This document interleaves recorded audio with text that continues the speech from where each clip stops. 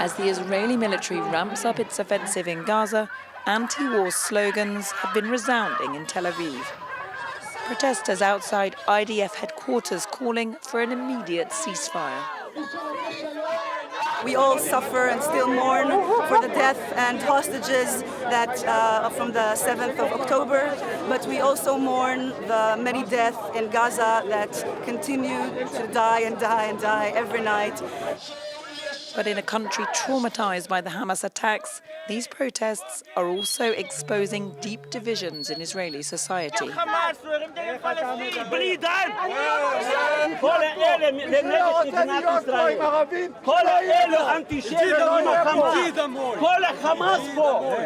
These protesters were among the huge crowds who flooded Israel's streets earlier this year over judicial reforms which would have given the government unprecedented powers.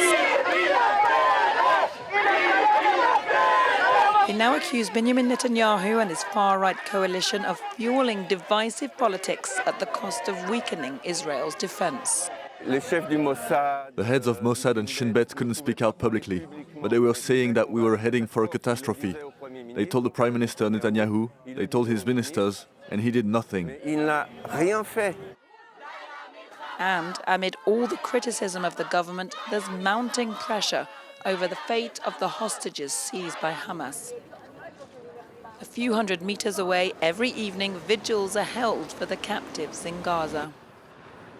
We need answers from the government. We don't have enough people that come to talk with us and come to explain what's going on, what we're going to do, what's the plan.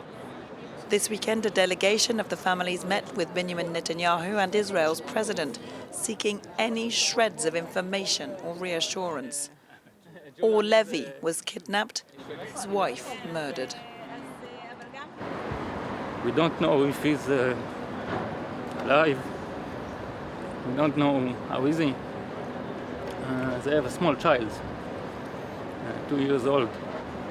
But currently don't know how to tell him where his parents. The families are fighting to keep hope for the hostages afloat. But the grief and trauma in Israel are raw. October the 7th continuing to send huge shockwaves through its society.